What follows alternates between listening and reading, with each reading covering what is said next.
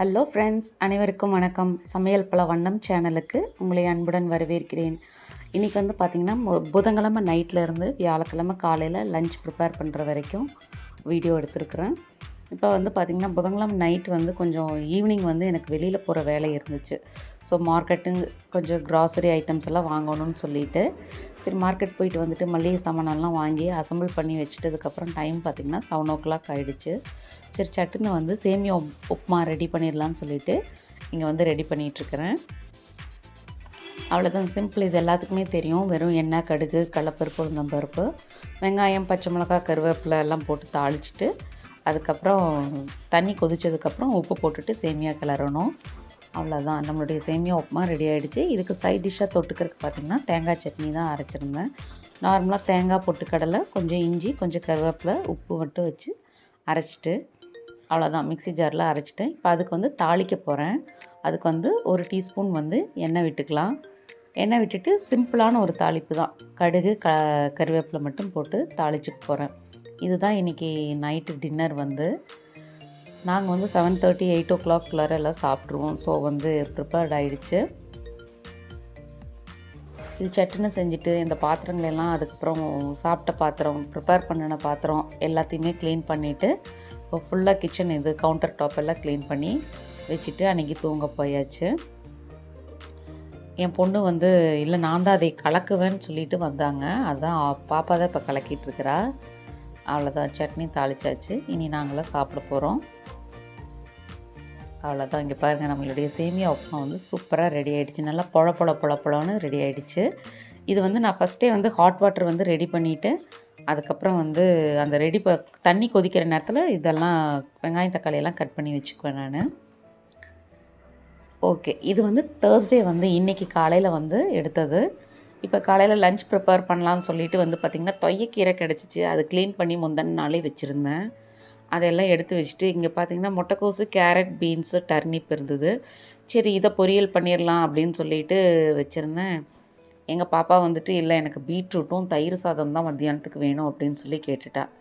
சரி நான் என்ன பண்ணேன், இந்த வெஜிடபிள்ஸ் எல்லாம் எடுத்து வச்சுட்டு சாப்பாடுக்கு வந்து ஊற வச்சாச்சு.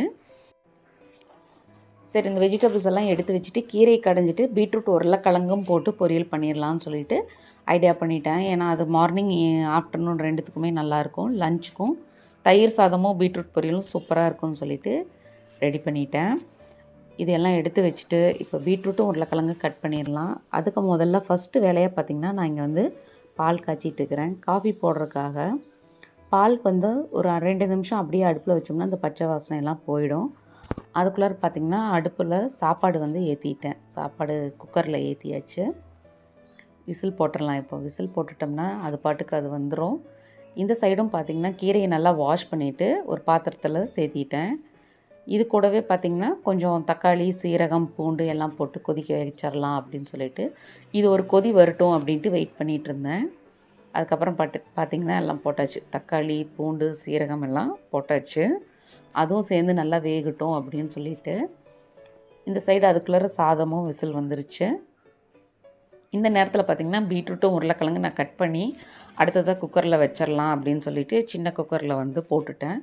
இது கூடவே பார்த்திங்கன்னா சாம்பார் தூள் வந்து 1 டீஸ்பூனும், மஞ்சத்தூள் வந்து ஒரு 1/2 டீஸ்பூன், உப்பு, இது 3ஐயும் போட்டு கொஞ்சம் ஒரு 1/2 டம்ளர் தண்ணி விட்டு நல்லா கலக்கிட்டு இது ஒரு 3-4 விசில் வச்சிட்டோம்னா நல்லா சூப்பராக வந்துடும். அதுக்கப்புறம் கீரையும் பொரியலையும் ஒட்டுக்கா தாளிச்சிக்கலாம் அப்படின்னு சொல்லிட்டு இருந்தேன். ஓகே, இப்போ நான் போட்டுட்டேன். சாம்பார் பொடி, மஞ்சத்தூள், உப்பு எல்லாத்தையுமே போட்டாச்சு. அவ்வளோதான், இதையெல்லாம் நல்லா பிரட்டி விட்டுட்டு அப்படியே குக்கர் மூடி போட்டு விசில் வச்சிட்டோம்னா ஒரு 4 விசில் சூப்பராக ரெடி ஆகிடும். ஆக்சுவலாக நான் இது ஒரே டைமில் தாளிச்சிட்டு அதுக்கப்புறம் காய் போட்டு ஒட்டுக்கா வச்சுருவேன். இந்த டைம் பார்த்திங்கன்னா சரி கீரையும் தாளிக்கணுமில்ல அப்படின்னு சொல்லிவிட்டு அது தாளிக்கிறதுக்கு வெங்காயம் எல்லாம் கட் பண்ணணும். சரி அதுக்குள்ளார இதையும் ரெடி பண்ணிடலான்னு சொல்லிட்டு தான் பண்ணினேன் நான் ஒட்டுக்கா. இப்போ கீரை தாளிச்சிடலாம். கீரைக்கு வந்து நான் ஒரு கடாய் வச்சுட்டு தேங்காய் விட்டுருக்குறேன். கீரை செய்கிற அன்னைக்கு நான் தேங்காய் தான் யூஸ் பண்ணுவேன். தேங்காய் ஊற்றி காய வச்சுட்டு கடுகு, உளுந்தம்பருப்பு, கொஞ்சம் சீரகம் போட்டுட்டு சின்ன வெங்காயம், பெரிய வெங்காயம் நான் 2மே இப்போ ஆட் பண்ணியிருக்கிறேன். பெரிய வெங்காயம் பொரியலுக்காக கட் பண்ணி வச்சுருந்தேன். அது கூடவே கொஞ்சம் சின்ன வெங்காயமும் வந்து கீரை கட் பண்ணி வச்சுருந்தேன். சரி இதில் கொஞ்சம் அதிகமாக போட்டுட்டோம்னா கொஞ்சம் நல்லாயிருக்கும், கீரை டேஸ்ட்டாக இருக்கும் சாப்பிட்றதுக்குன்னு சொல்லிட்டு அவ்வளோதான். இது நல்லா வதக்கி விட்டுட்டு இப்போ ஒரு 1/2 டீஸ்பூன் வந்து மஞ்சத்தூள் போட்டுக்கலாம். கீரை சேர்த்துறோம்னா கண்டிப்பாக வந்து மஞ்சத்தூள் சேர்த்திக்கணும். கீரை இதுக்கப்புறம் வந்து சாம்பார் பொடி வந்து ஒரு 2 டீஸ்பூன் சேர்த்திக்கிறேன், அவ்வளோதான். அதுக்கப்புறம் இந்த கீரைக்கு தக்கன மாதிரி ஒரு 1/2 டீஸ்பூன் வந்து கல்லுப்பும் சேர்த்திக்க போகிறேன். சேர்த்திட்டு இந்த எண்ணெயிலே போட்டு நல்லா வதக்கிட்டோம்னா அது சூப்பராக இருக்கும். குழம்பு நம்ம கொதித்து வரும்போது டேஸ்ட்டு சூப்பராக இருக்கும். இப்போ கூட ஒரு 1/2 டம்ளர் தண்ணி விட்டு அதையும் வந்து பார்த்திங்கன்னா கொதிக்க வச்சுட்டேன். அதுக்கப்புறம் வந்து பார்த்திங்கன்னா உப்பு சேர்த்திக்க போகிறேன் இப்போ ஃபைனலாக. இந்த கேப்பில் வந்து நான் மிக்சியில் வந்து கீரையை எல்லாத்தையுமே வந்து மிக்சியில் அடிச்சுட்டேன் நான். கடைஞ்சா வந்து கொஞ்சம் எப்படியும் கொஞ்சம் திப்பி திப்பியாக இருக்கும் இல்லையா, அது எங்கள் சின்ன பாப்பா சாப்பிடாது அப்படின்னு சொல்லிடுச்சு. அதனால் என்ன பண்ணிட்டேன், நான் மிக்சி ஜாரில் உடனே டக்குன்னு அதையும் மாற்றிட்டு அரைச்சிட்டேன் நான். அவ்வளோதான். இப்போ இது எல்லாத்தையும் ஒன்றா கூட்டி ஒரு கொதி விட்டுட்டோம்னா நம்மளுடைய சூப்பரான தொய்யக்கீரை கடையல் வந்து ரெடி ஆகிடுச்சு. இந்த மாதிரி குழந்தைங்க இருந்தாங்கன்னா கண்டிப்பாக கீரையை வந்து நம்ம கடையிறத காட்டிலும் மிக்சி ஜாரில் நம்ம அடித்து போட்டோம்னா இன்னும் நல்லாயிருக்கும். பெரியவங்களுக்கேமே இது ரொம்ப இஷ்டமாக இருக்கும் இந்த மாதிரி சாப்பிட்றதுக்கு. ஓகே ஃப்ரெண்ட்ஸ், இப்போ வந்து எல்லாமே ரெடி ஆகிடுச்சு. என் ஹஸ்பண்டுக்கும் பாப்பாக்கும் காலையிலே கீரையை வந்து கொடுத்துட்டோம். கீரை வந்து மார்னிங்கே சாப்பிட்றது வந்து ரொம்ப நல்லது. ஸோ வந்து இப்போ அவங்க 2 பேர்த்துக்கும் சாப்பிட்றதுக்கு போட்டாச்சு. இது பெரிய பாப்பாவுக்கு லஞ்ச் ப்ரிப்பேர் பண்ணியாச்சு. தயிர் சாதம், பீட்ரூட் பொரியலும் மத்தியானம் கேட்டாங்க, அதனால் ரெடி பண்ணிட்டேன். தயிர் சாதம் வந்து நல்லா பால் ஊற்றி நல்லா பெசறிட்டு அதுக்கப்புறம் மேலே தயிர் ஊற்றிடுவேன், அவ்வளோதான். இப்போ இதை என் ஹஸ்பண்டுக்கும் பேக் பண்ணிட்டேன். அவங்களுக்கு மத்தியானத்துக்கு வந்து பார்த்திங்கன்னா சாதம், பீட்ரூட் பொரியல், கீரை குழம்பு, ரசம், அவ்வளோதான்.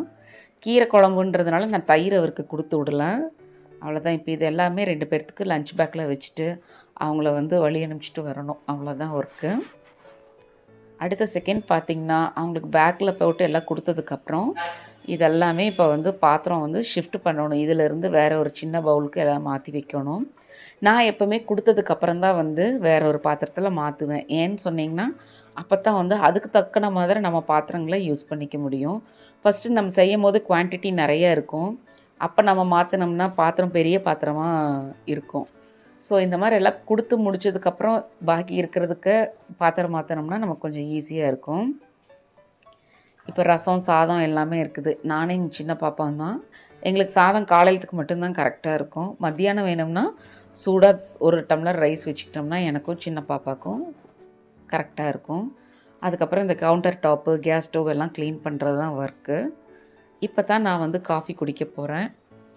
ஓகே ஃப்ரெண்ட்ஸ், இந்த வீடியோ பிடிச்சிச்சின்னா ஒரு லைக் கொடுங்க. மறக்காமல் சமையல் பலவண்ணம் சேனலை சப்ஸ்கிரைப் பண்ணி வச்சுக்கோங்க. உங்கள் ஃப்ரெண்ட்ஸ், ரிலேட்டிவ்ஸ்க்கு ஷேர் பண்ணி விடுங்க. நான் உங்களை அடுத்த வீடியோவில் சந்திக்கிறேன். தேங்க்ஸ் ஃபார் வாட்சிங்.